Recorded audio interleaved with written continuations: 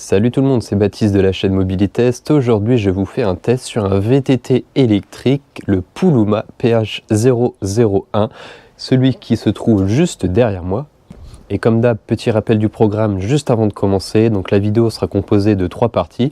La première partie qui commencera tout de suite juste après, ça sera la présentation technique de ce Puluma PH001.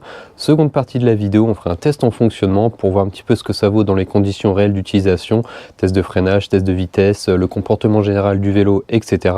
Et en troisième partie de la vidéo, vers la fin, donc, on abordera les points positifs et les points négatifs.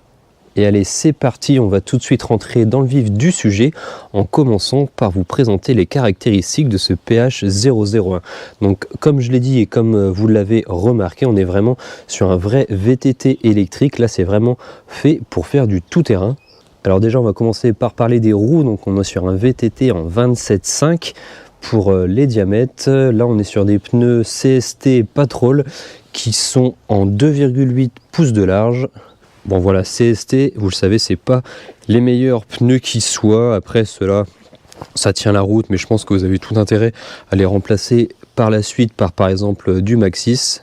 Et donc comme vous le voyez, on est sur un VTT tout suspendu avec une suspension à l'arrière de marque DNM. C'est une suspension, comme vous voyez, avec un ressort, avec une partie hydraulique à l'intérieur. On peut régler via la petite molette ici. Alors c'est DNM pour la marque et la référence c'est DV22AR. Je connais pas particulièrement. Après DNM, c'est une marque qu'on retrouve un petit peu de temps en temps. C'est pas une marque chinoise qu'on trouve nulle part. C'est une marque un petit peu connue malgré tout. Et on a ici la fourche à l'avant. La fourche à l'avant, elle n'a rien de bien particulier. Par contre, franchement, vous allez voir dans la partie test en fonctionnement, je trouve qu'elle fonctionne vraiment super bien. C'est un vélo électrique, donc on va parler de la motorisation. On est sur un moteur dans la roue arrière d'une puissance nominale de 500 watts. Ça monte à peu près jusqu'à 800 watts en crête quand il y a des pics d'intensité.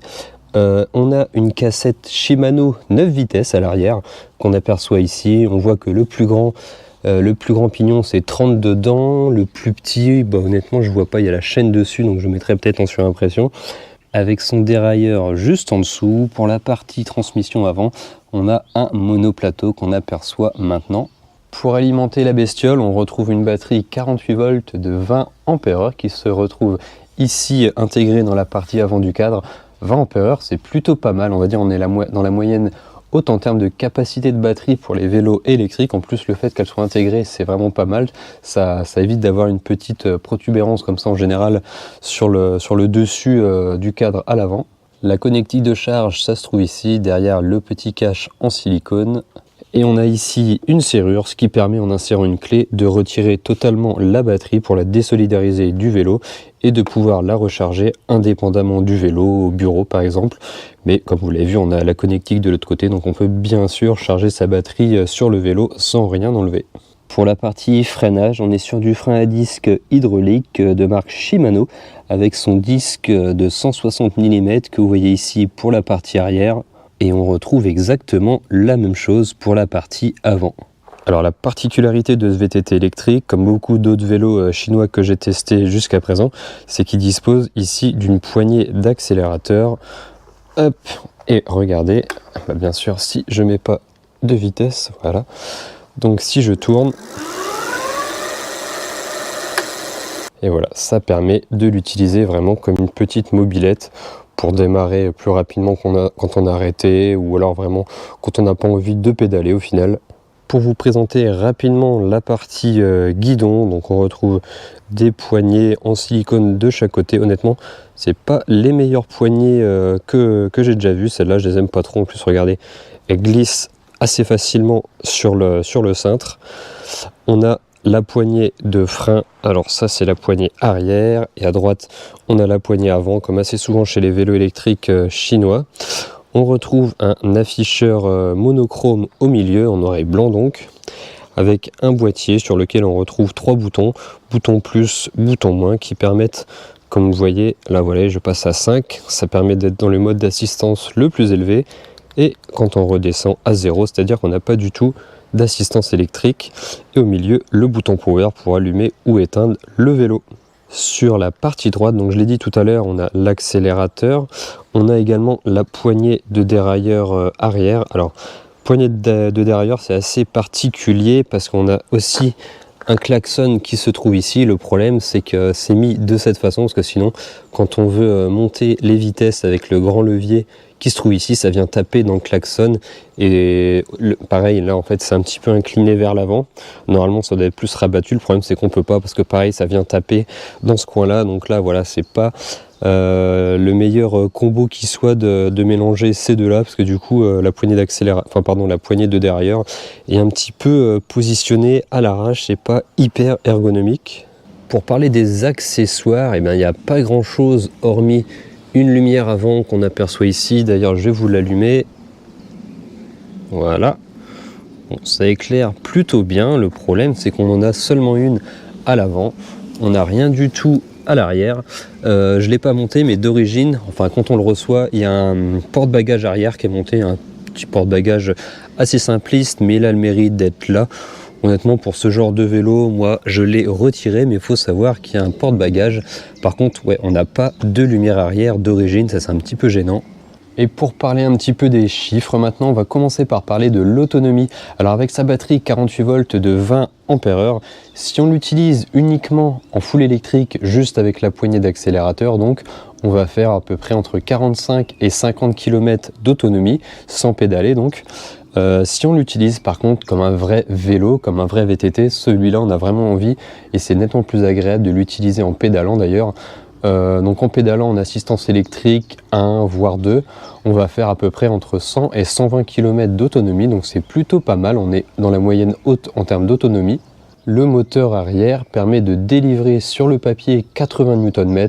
Alors franchement j'ai pas mesuré, j'ai pas le matériel pour mesurer le couple. Pour ce qui est de la vitesse max, ça pointe à 40 km/h vitesse GPS. C'est pas énorme, après on est sur un moteur de 500 watts qui monte jusqu'à 800 watts en crête. On est loin des gros moteurs Bafang 1000 watts, 1200 watts en crête qui montent à 50-55 km/h. Après on est sur un vélo qui est pas hyper lourd non plus, on est sur environ une trentaine de kilos, forcément ça reste toujours lourd, mais on est quand même sur un vélo électrique avec une grosse batterie de 20 ampères-heure, donc c'est ce qui fait également pas mal du poids de ce vélo. Et on va finir la partie caractéristique en parlant du prix. Donc il s'affiche à 1500 €, enfin je crois hein, 1490 € ou un truc du genre. Je mets le lien en commentaire, ça c'est le prix de base. Ça sera peut-être encore plus accessible si jamais il y a des codes promo ou quoi. N'hésitez pas à aller faire un tour assez régulièrement parce que à l'heure où je fais la vidéo, je crois pas qu'il y en ait, mais peut-être que quand je posterai la vidéo, justement, il y aura peut-être des codes promo. Donc voilà, environ 1500 € pour ce Puluma PH001. Et maintenant que la partie présentation est faite, on va attaquer maintenant le test en fonctionnement. Allez, à tout de suite.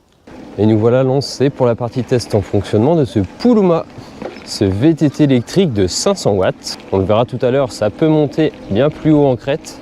Alors je connais pas le coin, là je suis en Bretagne, donc pour les différents tests, ça sera forcément un petit peu dans le désordre en fonction sur quoi je vais tomber. Donc là par exemple, on va tester un petit peu le comportement général puisque je suis dans un chemin un petit peu hors route. Alors déjà, ce que je dois vous dire, c'est que niveau suspension, franchement, là on est très bien.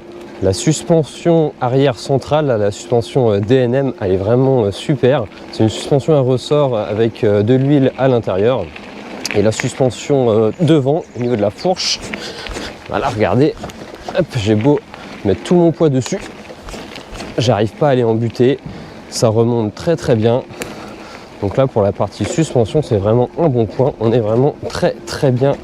Je vais essayer de prendre un petit peu de vitesse, petite bosse là, ça tombe bien.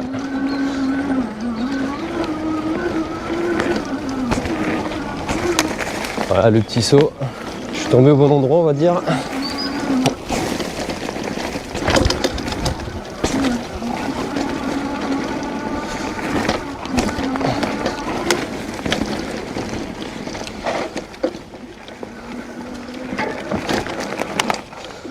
Il y a un arbre qui s'est cassé la gueule dessus, mais je suis tombé sur un endroit avec des bosses. Donc justement pour voir les suspensions, c'est pas mal.